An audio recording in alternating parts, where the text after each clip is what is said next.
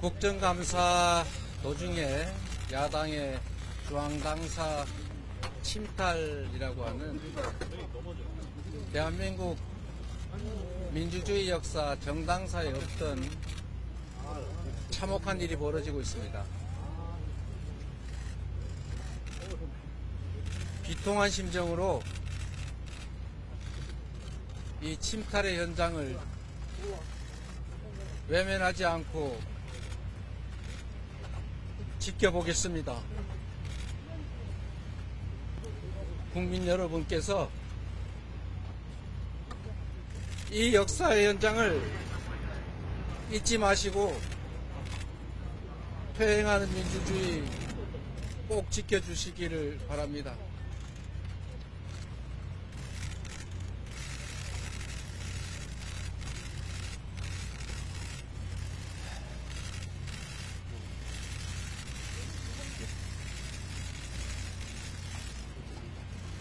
대표님 힘내십시오.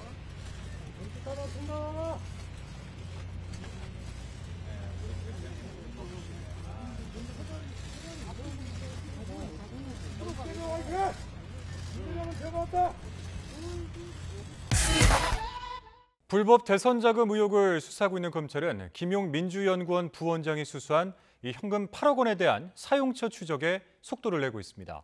이재명 대표의 또 다른 최측근 정진상 민주당 정무조정실장도 출국 금지하고 이 대표를 정조준하는 모습입니다. 우철의 기자입니다. 검찰은 신병을 확보한 김용 부원장을 이틀 연속 구치소에서 불러 조사를 이어갔습니다. 수수한 현금 8억 원을 어디에 썼는지 사용처 규명에 주력했습니다. 돈의 성격을 대선 자금으로 규정한 이상 이재명 민주당 대표의 관여 여부를 확인하기 위한 필수 절차인 셈입니다. 앞서 검찰은 김 부원장이 남욱 변호사가 마련한 돈을 유동규 전 본부장을 통해 4차례에 걸쳐 전달받았다고 구속영장에 적시했습니다. 김 부원장이 유 전 본부장에게 20억 원을 요구했고 지난해 4월 1억 원을 시작으로 5월에 5억 원, 6월에 1억 원, 8월에 1억 4,700만 원을 받았다고 봤습니다. 검찰은 특히 오간 돈이 가장 많은 5월은 대선 출마를 선언한 이 대표를 지지하는 민주당 의원 모임이 발족한 시점으로 조직 관리를 도맡았던 김 부원장이 새 불리기에 한창의 시기로 의심하고 있습니다. 이와 함께 검찰은 김 부원장에게 돈을 줬다는 남 변호사와 유 전 본부장 등 핵심 인물의 진술을 뒷받침하기 위한 물증 확보에도 힘쓰고 있습니다. 특히 정민용 변호사가 거주하던 경기도 성남시 판교의 아파트 지하주차장 출입 기록까지 확보한 것으로 알려졌습니다. 해당 주차장은 김 부원장에게 돈이 건네지기 전 남 변호사의 집사와 정 변호사가 돈을 주고받은 중간 기착지로 지목된 곳입니다. 영상 저장은 오래 안 돼. 기록을 찾아보는 거니까 기록은 있을 텐데 CCTV를 봤다는 그 검색 기록이랑 그러면 있겠어. 검찰은 또 지난 2013년 김 부원장과 함께 거액을 수수한 의혹이 제기된 이 대표의 또 다른 복심 정진상 실장에 대해 출국 금지 조치를 내렸습니다. 성남FC 후원금 의혹의 공범으로 일단 내려진 조치지만 불법 자금 수수 의혹 역시 고려됐다는 해석이 지배적입니다. 속도를 내는 검찰 수사에 김 부원장 측은 민주당 지도부의 입을 빌려 거듭 혐의를 전면 부인했고 거대한 조작의 중심에 있다. 중차대한 대선에서 정치 자금을 요구할 만큼 어리석지 않으며 8억 수수는 전혀 사실이 아니다. 정 실장 역시 허구 그 자체라는 기존 입장을 되풀이하면서 검찰의 소환에 언제든지 당당하게 응해 성실히 조사받겠다고 밝혔습니다. 김용 부원장 신병 확보라는 첫 관문은 넘어섰지만 이재명 대표를 향하는 검찰로선 사용처를 규명해야 하는 두 번째 관문에 접어들었다는 평가입니다. YTN 우철입니다. 유동규 전 성남도시개발공사 본부장의 폭로로 대장동 일당과 이재명 대표 최측근 인사들의 유착 관계도 다시 주목을 받고 있습니다. 지난달 법원에 제출된 위례신도시 공소장엔 과거 이들의 접대 정황과 이재명 당시 시장의 재선을 강조한 발언이 고스란히 담겨 있습니다. 검찰은 접대 정황이 담긴 문자 메시지를 복구해서 연관성을 들여다보고 있습니다. 한동호 기자입니다. 검찰이 지난달 26일 기소한 위례신도시 특혜 의혹 사건 공소장입니다. 2013년 8월 유동규 당시 성남시 시설관리공단 기획본부장은 남욱 변호사에게 위례 사업을 남 변호사가 짜온 구조로 진행하겠다고 말했습니다.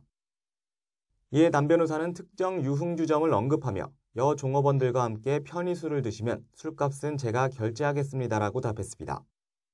실제로 유 전 본부장은 같은 해 9월에서 12월 정진상 민주당 정무조정실장, 김용 민주연구원 부원장과 해당 유흥주점을 방문해 술과 향응을 즐겼고 비용은 남 변호사가 냈다고 기재됐습니다. 유 전 본부장은 최근 언론 인터뷰에서도 정 실장과 술을 100번, 1000번 마셨다고 재확인하면서 정 실장이 술값 한 번 낸 적 없다고 말하기도 했습니다. 위례 공소장엔 2013년 유 전 본부장이 대장동 일당에게 이재명 당시 성남시장 재선을 강조한 정황도 담겼습니다. 유 전 본부장이 남 변호사에게 부동산 사업을 계속하기 위해 내년 선거에서 이재명 시장 재선이 중요하다. 재선에 도움이 되도록 해야 한다. 어떻게 당선시킬 건지 포커스를 맞춰야 한다는 취지로 말했다는 겁니다. 남 변호사는 당시 회사 직원들에게 이 시장 당선에 도움되는 취지의 댓글을 달라고 말했다는 진술도 검찰이 확보한 걸로 전해졌습니다.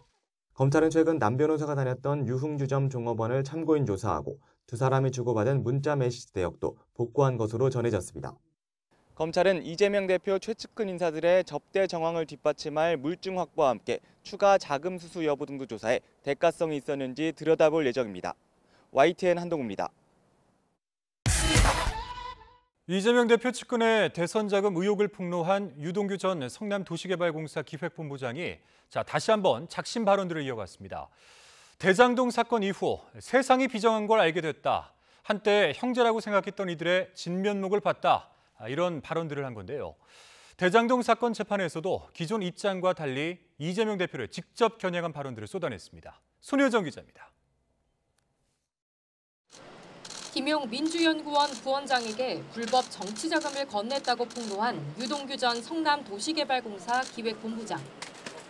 대장동 재판이 끝난 직후 몰린 취재진에게 이재명 더불어민주당 대표의 측근을 향한 배신감을 크게 드러냈습니다. 배신감일 수도 있는데 제가 좀 착각했다는 생각이 많이 들었습니다. 참 비정하달까? 그런 세상이구나 라는 걸 좀 알게 됐고. 이어 형제들이라고 생각했던 이들의 진면목을 보게 됐다며 어떤 마음으로 대선자금 의혹을 폭로했는지 암시했습니다. 형제들이라고 불렸던 이제 그런 사람들의 어떤 생각이나 내용들이 이 사건 터지고 난 다음에 원래 이제 좀 어려울 때 진면목을 본다고 하잖아요. 제가 생각했던 것들은 상당히 다르구나. 유 전 본부장은 대장동 재판 휴정 시간 기자들을 만난 자리에서도 감옥 안에서 사람이 제일 무섭다는 걸 깨달았다며 이제는 의리를 지킬 의무가 없다는 것을 알게 됐다고 토로놓았습니다. 한때 형제처럼 각별했던 김 부원장과 정진상 민주당 대표실 정무조정실장 등을 보호하기 위해 입을 닫았었지만 더는 그럴 필요가 없다는 취지로 읽힙니다. 유 전 본부장 측은 대장동 재판에서도 이재명 민주당 대표를 직접 겨냥했습니다. 증인으로 나온 정영학 회계사에게 대장동 사업의 중요한 결정은 성남시장의 지시에 따른 게 아니냐고 따지며 이 대표에게도 책임이 있다는 점을 강조한 겁니다.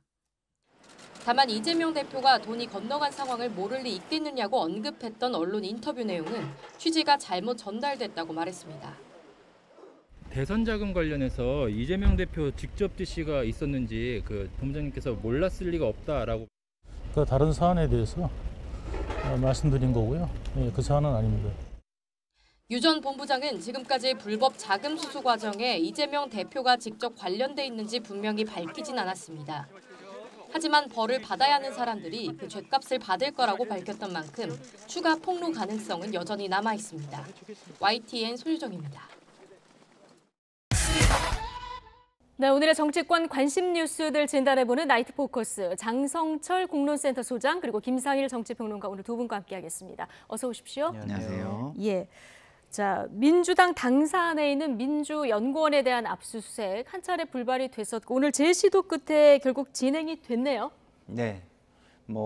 처음에는 이제 불발이 됐었는데 오늘 다시 재진입을 시도했고 압수수색 영장에 제시 없이 출근하는 직원들의 이렇게 휩쓸려 들어오는 식으로 해가지고 들어와서 압수수색을 결국에는 진행을 했습니다. 네. 근데 문제는 이런 것이죠. 법원 판례를 보면 압수수색 영장을 먼저 제시하지 않고 저렇게 압수수색에 들어가서 예. 그 증거물을 확보를 하면은 그 증거물에 법적인 능력이 없다는 것입니다. 그래서 저 굉장히 논란이 될 것 같아요. 압수수색 영장을 어느 시점에 보여줘야만 예. 그게 법적인 능력을 가지느냐. 그래서 지금 민주당에서는 뭐 8층 민주연구원에 들어올 때까지도 압수수색 영장은 보여준 적이 없다. 네. 검찰이라고만 말하고 들어와서 자리를 다 차지하고 앉았다. 물론 이제 뭐 거기에서 압수를 하는 그 진행은 하진 않았지만 변호사가 와서야 그때서야 압수수색 영장을 보여줬다라고 합니다.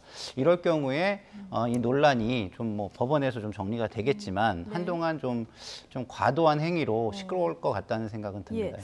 말씀하신 대로 지금 민주당은 검찰이 처음에 들어올 때 당직자들하고 섞여서 들어왔고 그리고 8층으로 그렇게 올라온 것이 이제 부당한 영장 집행이다 이렇게 주장을 하고 있는데 법원이 영장을 발부한 거는 김용 부원장의 사무실, 그중에서도 이 책상하고 컴퓨터 이렇게 되는데 법적으로는 어떻게 되는 겁니까, 그러면? 이게 지금 검찰에서는요. 네. 1층에서 관리 직원에게 영장을 제시했다.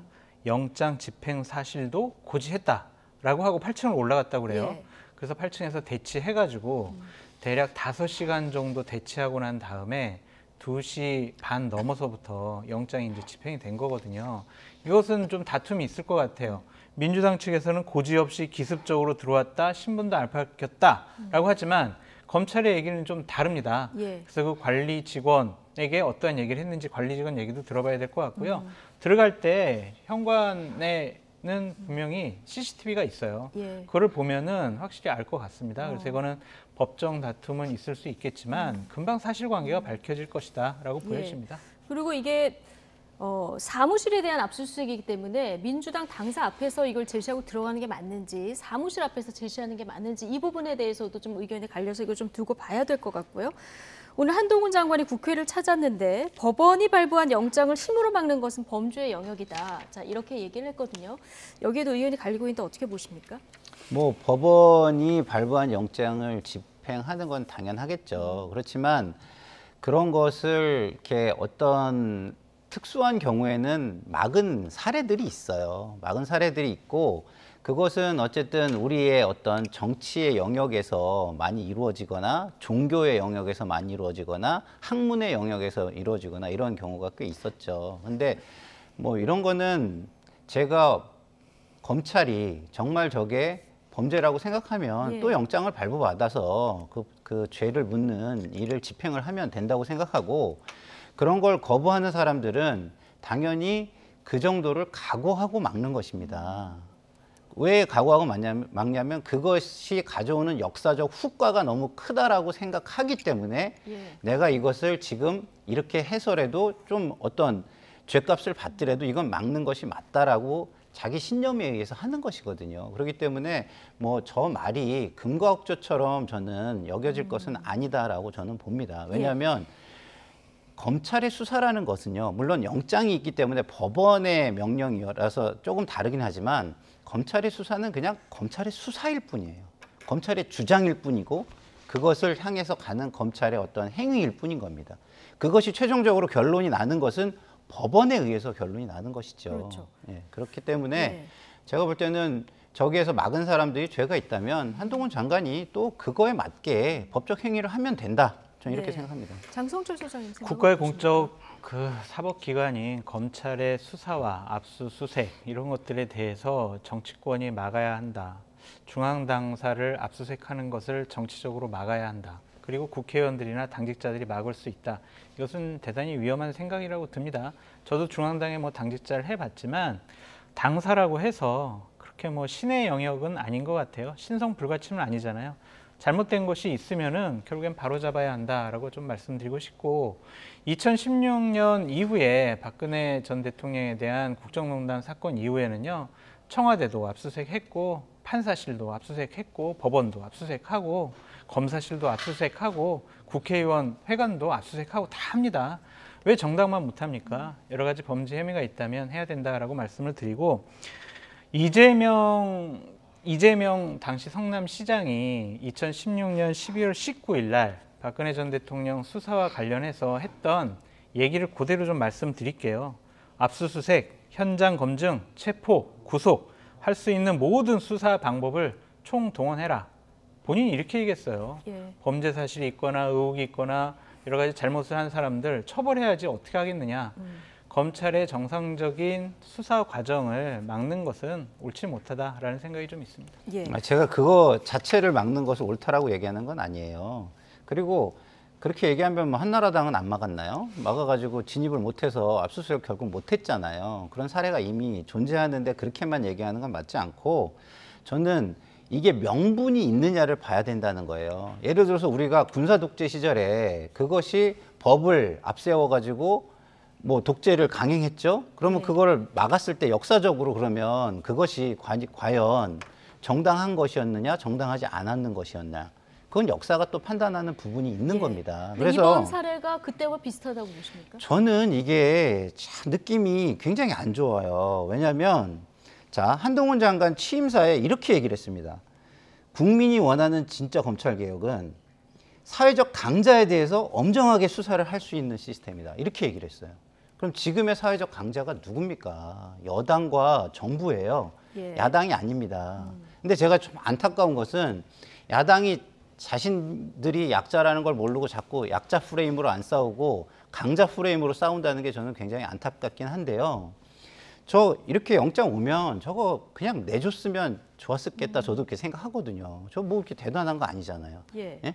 그러니까 본인들이 약자인데 아직 강자라고 생각하니까 저 버티는 거거든요. 저 그 부분이 안타깝긴 합니다. 예. 그렇지만 검찰이 이렇게 약자에 대해서 몰아치듯이 그리고 뭔가 결론을 정해놓고 짜맞추듯이 자꾸 수사를 진행해 가는 것은 저는 예. 굉장히 이게 독재로 흐를 가능성이 굉장히 높다. 김상일 평론가는 이번 사안을 그렇게까지 이제 보신다. 예. 개인적인 의견 주셨는데 사회적 강자에 대해서 엄정하게 수사하겠다. 한동훈 장관의 이 발언이 좀 위험하다 생각했다고 얘기를 하셨어요.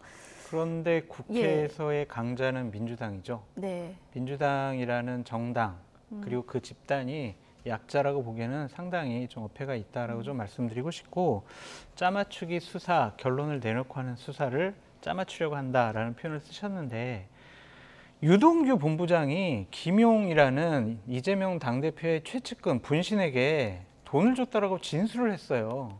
이거 수사해야죠. 조사해야죠. 법원에서 압수수색 영장 발부했으면 압수수색 영장 집행해야죠. 예. 정당 당사니까 우리는 가만히 있는다? 아유, 정당 당사를 압수수색하면 안 될 것 같습니다. 이렇게 하고 가만히 있어요, 검찰이? 그건 검찰이 아니죠. 제대로 조사하고 제대로 수사해라. 그게 맞다라고 말씀드립니다. 예, 오늘 어쨌든 압수수색 진행에 민주당 최고위 회의는 현 정권에 대한 집단 성토장이 됐습니다. 당사를 찾은 이 대표는 발언 도중에 울먹이기도 했는데요. 이재명 대표 발언 직접 듣고 오시겠습니다. 내일이 대통령 시정연설인데 압수수색을 또다시 강행하겠다라고 하는 것에 대해서 상식적으로 납득을 하기가 좀 어렵습니다. 이제 정치는 사라지고 지배만 남은 거 아닌가 그런 생각도 듭니다. 도의는 사라지고 폭력만 남은 것 같습니다. 비통한 심정으로 이 침탈의 현장을 외면하지 않고 지켜보겠습니다. 국민 여러분께서 이 역사의 현장을 잊지 마시고 퇴행하는 민주주의 꼭 지켜주시기를 바랍니다. 네, 퇴행하는 민주주의를 지켜달라. 울먹이는 이재명 대표 모습 보고 오셨는데 자, 위기 때마다 눈물을 간혹 보이십니다. 오늘 이 눈물의 의미는 어떻게 읽으셨습니까? 글쎄요, 저는 이재명 대표가 이렇게 눈물을 자주 보이는 거를 별로 좋아하지 않는 사람이라서 좋게 보지는 않았는데요. 근데 어쨌든 저게 울고 싶어서 울은 건 아니라 얘기하다 보니까 이렇게 좀 약간 울컥한 느낌이 좀 있어서 요번은 조금 그런 어떤 옛날처럼 약간 제가 느끼는 자기적인 느낌은 좀 없었어요. 그래서 굉장히 좀 억울한 것 같은 느낌도 드는데 어쨌든 수사를 제대로 해서 결론은 나야 돼요. 이거는 그걸 뭐라고 하지는 저는 않습니다. 근데 방식이 너무 안 맞는다는 거예요. 아까 우리 장성철 소장님께서 국회에서 강자라고 했는데 그거는 입법 과정이나 국회 일에서의 강자인 거예요. 이런 형법이나 뭐 이런 법을 집행하고 사회적인 어떤 일에서의 강자라고 할 수는 없거든요. 행정은 전부 다 지금 정부와 여당이 다 장악을 하고 있는 상황입니다. 검찰권, 경찰권을 포함해서 공권력까지도요. 그리고 아까 유동규와 김용을 말씀하셨는데 유동규가 김용에게 돈을 줬다는 게 확실하게 밝혀진 게 없어요. 지금 보면은 유동규의 진술만이 존재하는 거예요. 네. 김용까지 돈이 왔다는 게 확인된 게 아닙니다. 남욱이나 이런 다른 사람들이 돈을 줬다는 것은 유동규까지 온 것만 지금 확정이 된 거예요. 예. 특정이 되고. 그 후에 김용은 자기는 받은 적이 없다고 얘기하거든요. 그럼 이 돈이 유동규한테 그냥 남아 있는지 김용한테 갔는지는 입증을 해야 되는 거예요, 검찰이. 그렇죠. 예. 검찰 수사 얘기는 저희가 잠시 뒤에 그렇죠. 조금 더 자세히 해볼 그래서 지금 예정이고요. 장성철 소장께서 예. 아까 그렇게 이 사실을 특정해서 말하는 것은 국민들에게 너무 결론으로 점프를 하게끔 만드는 그런 효과가 있어서 저는 조금 약간 그거는 예. 바로잡아야 된다고 생각합니다. 네. 이재명 당대표가 정치와 도의가 사라졌다라고 하잖아요. 범죄 혐의자에 대해서 수사를 하고 있어요. 거기에 왜 정치라는 영역, 도의라는 영역을 왜 끌어다니는지 그거는 좀 이해할 수가 없다라고 말씀을 드리고 싶고요. 눈물을 흘린다. 저거는요, 결국에는 지지층을 자극해서 저 좀 도와주세요. 그렇게 요구하는 것 같아요. 결국에는 수사에 대한 두려움도 있을 것 같다라는 좀 생각이 들고 회한, 억울, 분노, 나는 약자예요. 그런 표현을 하고 싶어 하는데 저는 이재명 당대표의 인식을 좀 바꿨으면 좋겠습니다. 저게 본인이 예전에 같이 일을 했던 사람들이 진술을 했고 또한 본인의 측근이자 분신인 사람들이 법원의 영장에 의해서 구속이 됐어요. 범죄 사실이 소명되고 증거를 인멸할 것 같고 도주의 우려가 있기 때문에 구속당한 겁니다. 예. 그런 것들을 조사하려고 하는 검찰의 압수수색에 대해서 침탈이라는 표현을 쓰는 것은 이건 절대로 옳지 않아요. 정치 처음 해보시는 거 아니잖아요. 행정가 경험도 있잖아요. 집권 여당의 대선 후보였잖아요. 그리고 지금은 야당의 당대표입니다. 그분들이 국가 공권력에 대해서 침탈이라는 표현을 쓰는 것은 상당히 부적절하다라고 말씀드립니다. 예. 아니 압수수색 들어와서 뭘 가져갔나요? 네. 뭐 이렇게 파일 대단한 거 4개를 가져갔다고 가져갔습니까? 합니다. 당직자 뭐 명단 가져가고 이런 거 가져갔다는 거 아니에요. 예?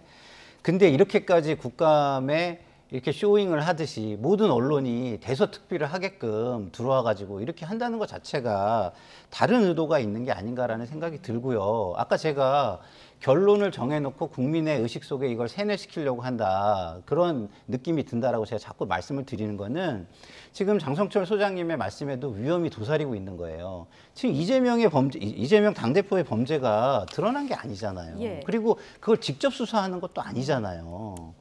그거로 의심하는 부분에 단계를 지금 밟아가고 있을 뿐이에요. 지금 예. 특정된 게 없습니다. 이재명 당대표가 돈 받았다는 거 지금 증거 가지고 수사합니까?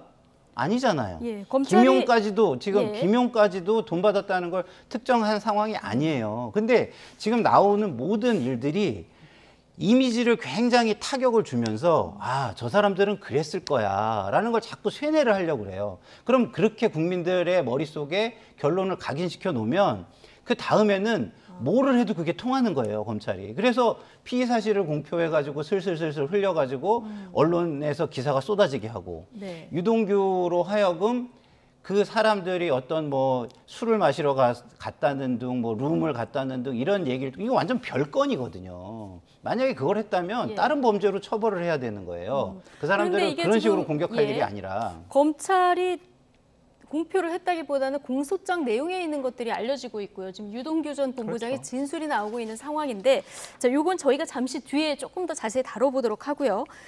자, 압수수색 재시도에 민주당 당연히 이제 격앙된 상황인데요. 오늘 용산 대통령실 항의 방문도 했습니다. 이게 대통령의 의중이 담겼다 이렇게 보는 걸까요?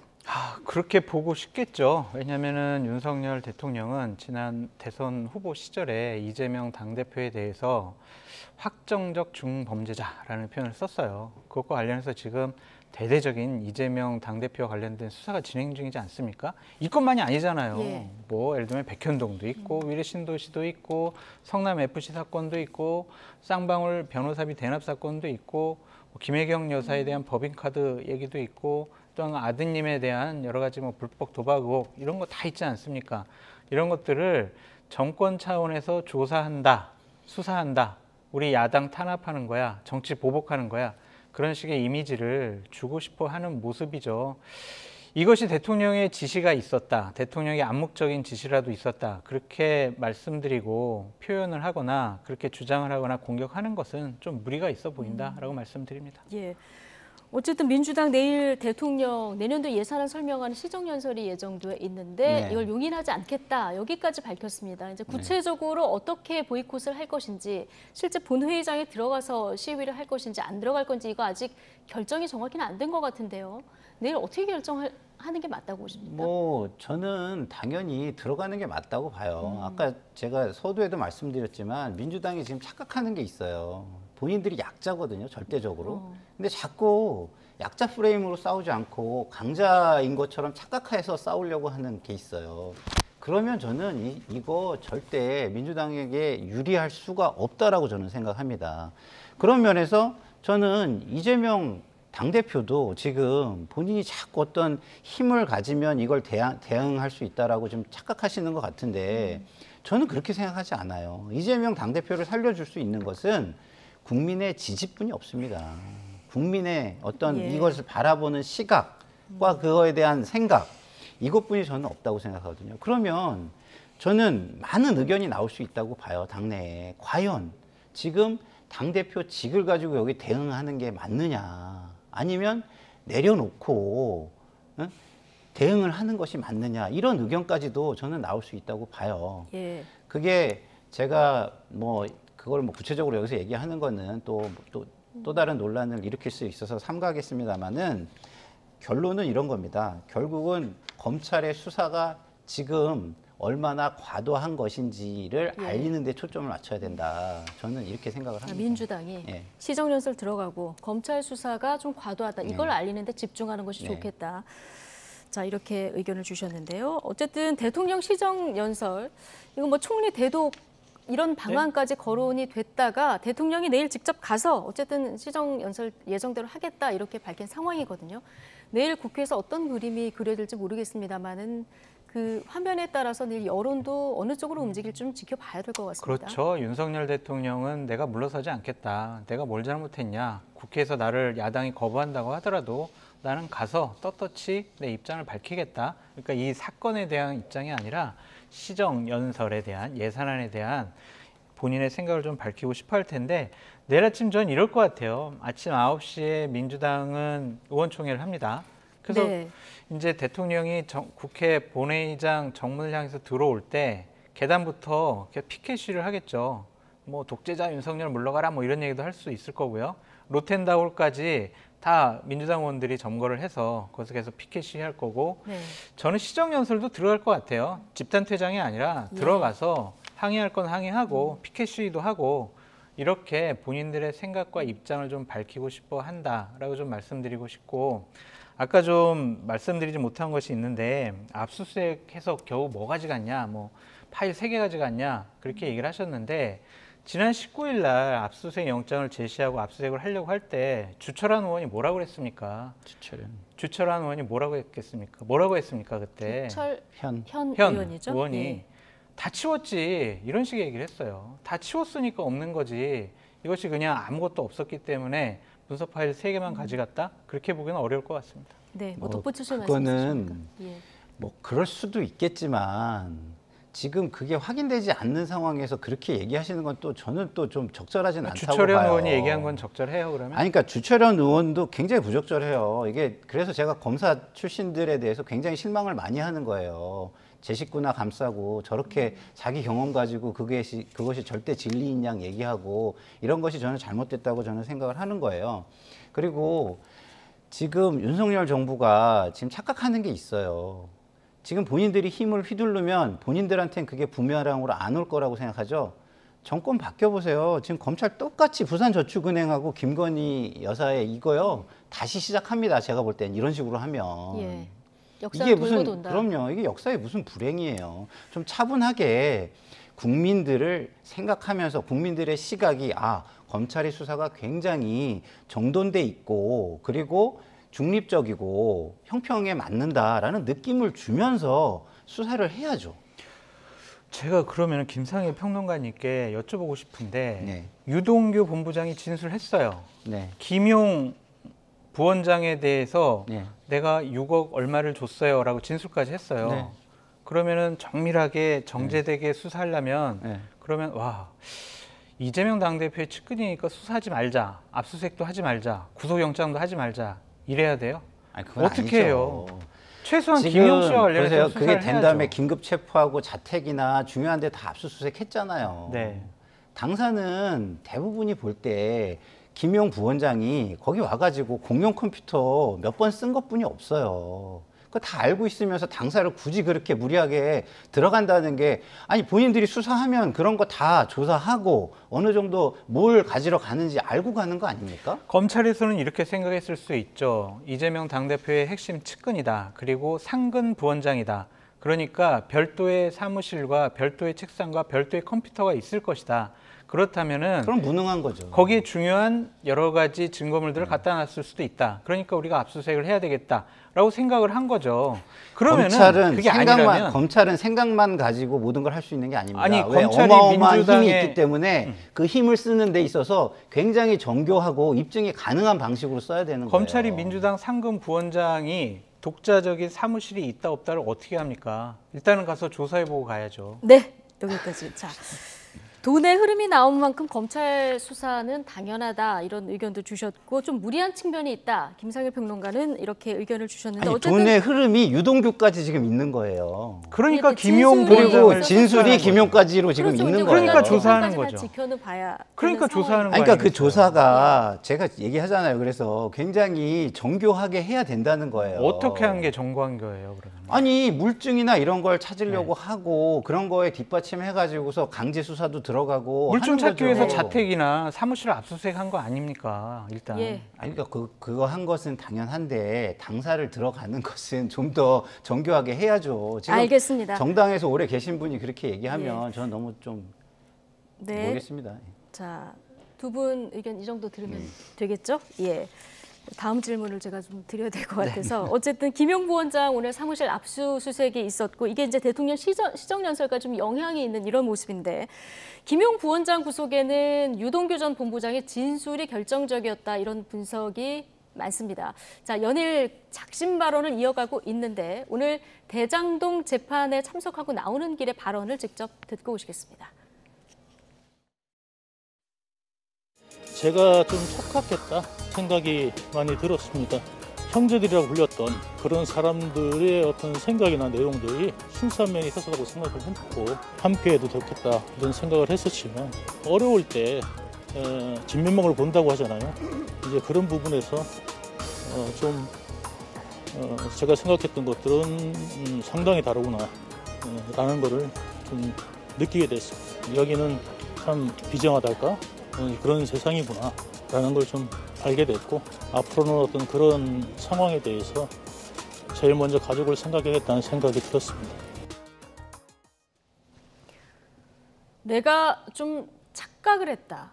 비정한 세상이라는 것을 알게 됐고 형제들의 진면목을 보게 됐다. 자, 이렇게 얘기를 했는데 민주당에서 검찰이 회유했다 이런 의혹 제기를 했었는데요. 지금 들어보면 1년 사이에 심경 변화가 좀 있었던 것 같긴 합니다. 그러니까요. 제가 볼 때는 지금 저런 이야기들이 사실은 본질에서 좀 벗어나 있는 거거든요. 그래서 지금 김용이든 아니면 이재명 당대표든 이런 사람들의 이미지를 깎아내리는 데는 굉장히 도움이 돼요.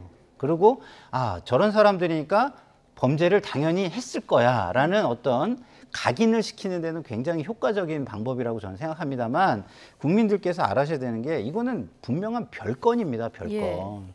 이거 잘못한 거 맞아요. 그렇지만 이걸 처벌하는 거는 별건으로 해야 되는 겁니다. 이걸 여기다가 갖다 붙여가지고 이미지 더 씌우기로 하는 거는 저는 정의에 부합하지 않는다 이렇게 저는 생각이 들고요. 예.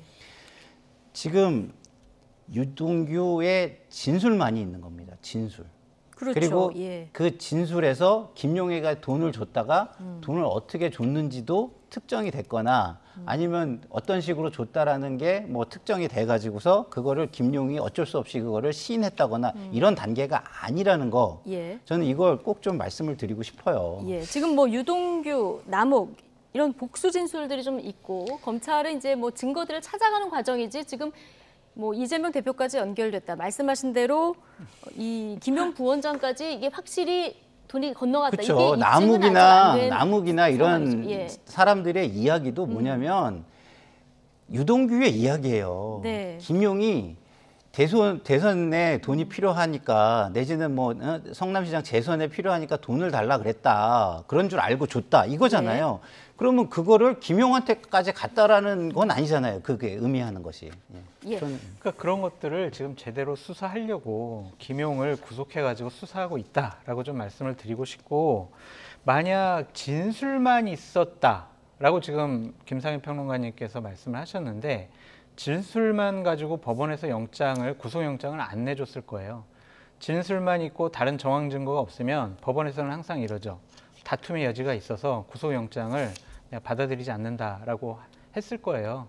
진술 외에 다른 어떠한 정황 증거라도 있기 때문에 범죄 사실이 소명됐다라고 생각했기 때문에 구속영장이 발부가 됐다라고 좀 말씀을 드리는데, 자꾸 저러한 유동규 씨의 말이 이미지를 깎아내는 거다, 별건이다 이런 식으로 얘기를 하시는데, 저 검찰이 시킨 게 아니잖아요. 유동규 씨가 본인의 생각을 얘기한 거예요. 핵심 진술인이고 핵심 증언자예요. 이 사람이 나는 이재명을 어떻게 생각하는지, 정진상과 김용을 어떻게 생각하는지 본인이 생각하는 바를 얘기하는 것이 왜 별건입니까? 가장 중요한 판단의 기본이 될 수가 있죠. 예. 아니죠. 이거는 범죄라는 것은 특정한 거에 초점을 맞춰가지고 소명을 해야 되는 거죠. 그게 법의 시스템이에요. 그리고 한치의 합리적인 의심도 없게 하라고 1,000원짜리 변호사 보시면 나오잖아요. 검찰에 그게 의무예요, 의무. 그렇게 해야 되는 겁니다. 왜? 그게 자기가 가진 힘에 대한 책임을 지는 거거든요. 내가 조금 의혹 조금 있다고 해서 막 아무 데나 뒤져가지고 이것저것 다 발견하고 이런 식으로 사회가 돌아간다면 오히려 법은 필요가 없는 겁니다. 예. 법은 약자들을 위해서 존재하는 거죠. 예. 자, 보세요. 회유. 이거 지금 아무도 알 수가 없어요. 회유가 있었는지 없는지. 본인은 아니라고. 그래서 저는 그렇게 생각하는 거예요. 이거는 마지막을 봐야 된다. 나중에 검찰에서 네. 범죄 수익은 전부 다 몰수하고 그다음에 추징을 해야 되잖아요. 예. 근데 몰수 추징 액수가 얼마인지를 보면 저는 이게 회유가 있었는지 없었는지에 대해서 또 역사가 후에 다르게 평가할 수 있는 부분이 나올 수 있다고 생각합니다. 예, 이건 좀 후에 지켜봐야 되는 상황인 거고요. 어쨌든 지금 들어보셨지만 유동규 전 본부장은 조금 심경의 변화를 일으킨 것 같은 느낌은 들고요. 거기에 이재명 대표가 김문기 차장을 몰랐다, 이 발언이 영향이 있었다, 이런 분석 기사도 좀 나오는데, 유동규 전 본부장 한 언론 인터뷰를 보면은 본인과 김문기 차장 그리고 이재명 대표 셋이 이제 카트를 타고 골프를 쳤다, 이런 인터뷰 내용이 있거든요. 골프 좀 치시잖아요. 카트 타고 이렇게 했을 때 모를 수 있습니까? 저는 예. 그렇게 여행도 같이 갔다 오고 골프도 같이 쳤다 그랬을 때 모른다는 것은 좀 말이 안 된다고 저도 생각을 했어요. 그리고 지금도 그렇게 생각을 해요. 예? 근데 왜 그렇게 얘기를 했는지는 저는 알 수 없죠. 그게 뭐 변호사니까 뭐 법리적으로 필요해서 자기 방어권을 위해서 한 것인지 어떤 것인지 저는 모르겠지만 법리를 떠나서는 제가 볼 때는 좀 개인적으로 저는 좀 실망스러워요. 그런 부분이. 예. 그래서 그게 유동규에게도 영향을 줬을 수 있다고 생각을 합니다. 네. 예? 그렇지만 저는 아까 그 회유의 부분을 저는 또 주목해서 꼭 봐야 된다고 생각해요. 예를 들어서 우리가 요새 이런 얘기를 합니다. 뭐 요새는 뭐 나중에 감옥을 갔다 와서 한 뭐 몇십억을 건질 수 있으면 뭐 기꺼이 빨간 줄 한 줄은 글 수 있어. 뭐 이런 젊은이들도 있다라는 예. 세간의 이야기가 있잖아요. 예를 들어서 범죄 수익에 대해서 몰수 추징이 다 안 되고 일부가 만약에 남겨진다고 생각을 해보세요. 그거는 근데 회유의 이게- 대상이 될 수 있죠. 그러니까 그거는 지금은 예단할 수 없지만 나중에 검찰이 이 범죄 수익에 대해서 몰수 추징을 어떻게 하는지까지 지켜봐야 된다는 말씀을 저는 드리는 거예요. 그렇게까지 이제 정치하게 예상을 네. 하셨는데 이거 좀 많이 건너뛴 그 예상 같다는 그렇지만 느낌이 좀 저는 들지만, 지금 예. 상황에서 이게 미래에 벌어질 일인데 다 결론 나고 벌어지면 예. 지금 제가 이 얘기했다는 것을 기록으로 남기기 위해서 말씀을 드리는 예, 거예요. 그럴 수도 있다. 예, 이것까지 좀 지켜봐야 된다 말씀을 해주셨는데 어쨌든 김용 부원장 공소장을 보면은 정 실장이 이제 술 접대를 받은 이런 물증을 확보한 정황들이 있습니다. 좀 자세히 보면은 이게 2013년 일인데요. 유동규 당시에는 성남시설관리공단 기획본부장이었고요. 남욱 변호사한테 이제 한 얘기라고 하는데 위례 사업을 남 변호사가 짜온 구조로 진행을 하겠다 이렇게 얘기를 하니까 이제 남욱 변호사가 여종업원들하고 편히 술 드시고 술값을 내겠다 하고 그 뒤로 9월에서 12월인가요? 그해 같은 해에 이제 유동규, 정진상, 김용 이렇게 셋이 술을 마셨고 남욱 변호사가 술값을 냈다. 여기까지는 나왔는데 이게 진술이고요. 여기에 합당한 증거들을 지금 김상일 평론가 말씀하신 대로 좀 앞으로 검찰이 입증을 해나가야 되는 이런 책임이 있는 거죠. 뭐 남욱 변호사와 술집 종업원 사이에 있었던 문자를 주고받았던 거를 복구를 했다라고 합니다. 그러니까 이런 사실들이 밝혀진 것 같고 결국에는 이러한 사항들은 검찰이 남욱과 예를 들면 남 변호사와 김용 부원장 그리고 정진상 실장 간에 어떠한 유착관계가 있었던 거 아니냐. 네. 이 사람들이 김용 같은 경우에는 성남시 시의원을 하면서 여러 가지 사업에 좀 편의를 봐준 거 아니냐.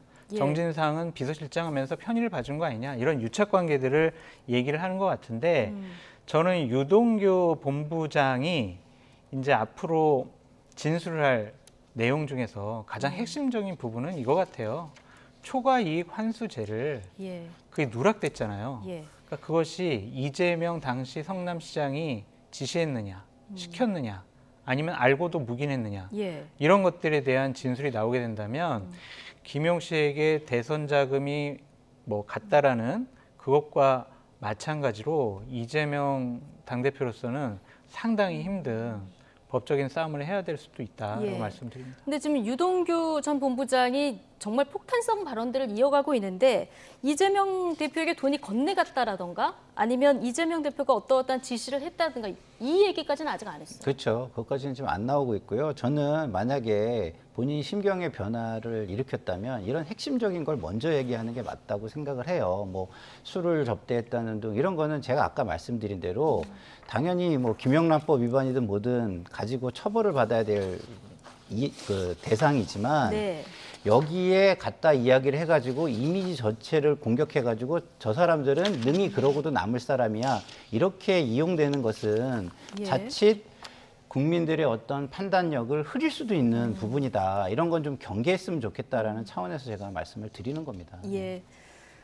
오늘 또 한 명이 지금 정진상 실장도 이제 출국 금지 조치가 내려진 이런 상황인데 대선 자금 수사하고도 무관치 않다 이런 분석도 나오더라고요.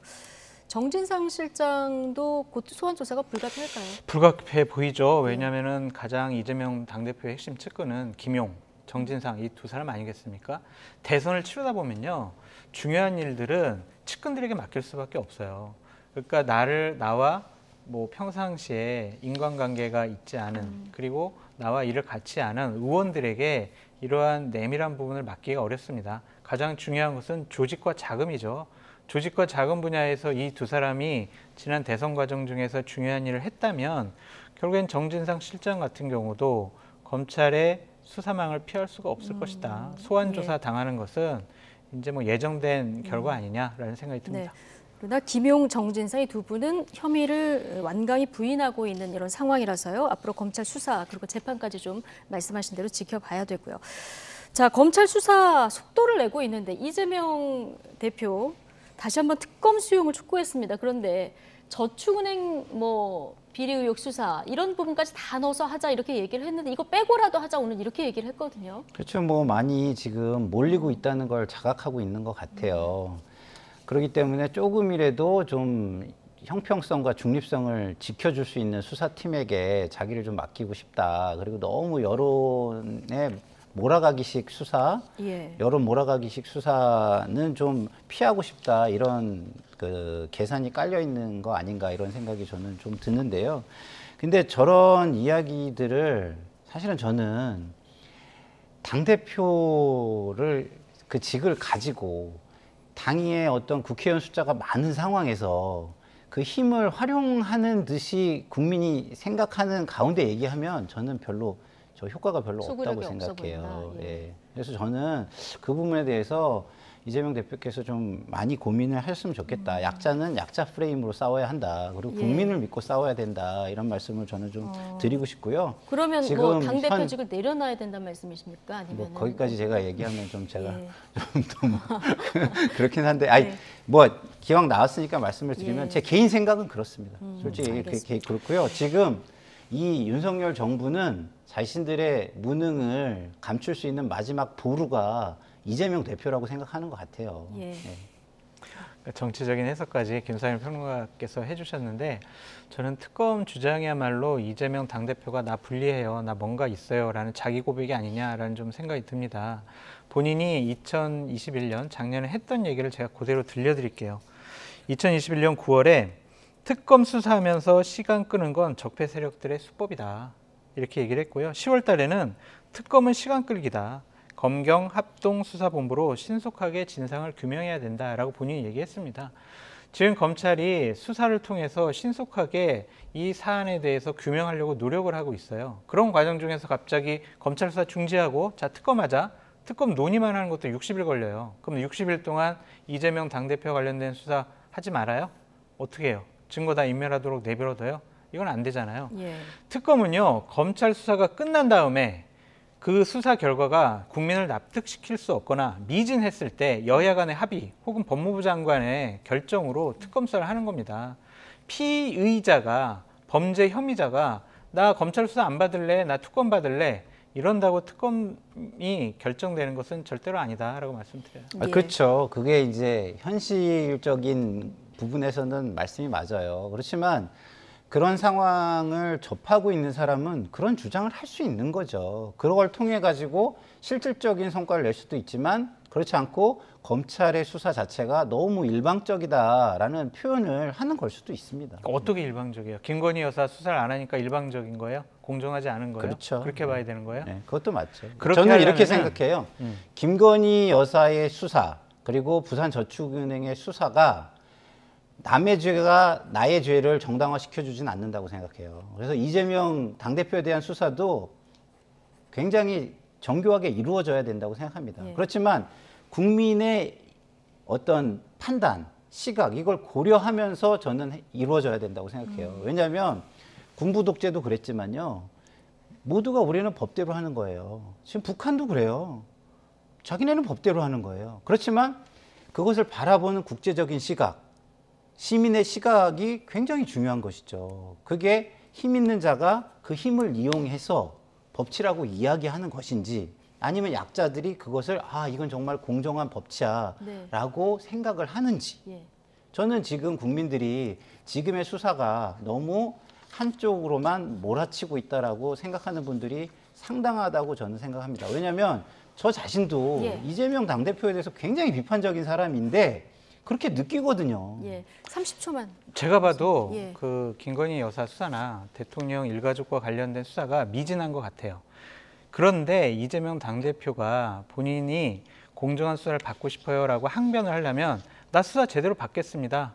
옛날 2002년도에 이해창 총재가 얘기했던 것처럼 나부터 잡아가라, 나부터 조사해라, 나부터 수사해라 이래야 되는데 그러지 않고 자꾸 뭐 같이 일했던 분들에게 미루는 모습은 좀 비겁해 보인다라고 말씀드릴 수 있습니다. 김건희 여사 의혹이나 부산저축은행 의혹이 정말 이게 국민 입장에서 의혹이 파헤쳐져야 된다고 생각한다면 본인의 수사부터 좀 받아들이는 것이 진정성이 있지 않을까 이런 얘기를 해주셨는데 자, 어쨌든 정말 좋은 조언이라고 생각합니다. 좋은 조언이라고 생각하시다. 오늘 오랜만에 정말 의견 일치하시는 이런 모습 보여주셨는데 조건 없는 특검까지 제안한 이재명 대표 발언을 들어보면은요, 민주당이 앞으로 대장동 특검법 발의에 총력전을 할 것 같거든요. 그런데 오늘 박홍근 원내대표 정부와 여당의 김건희 여사 특검을 하자 이렇게 강조했습니다. 발언 듣고 오시겠습니다.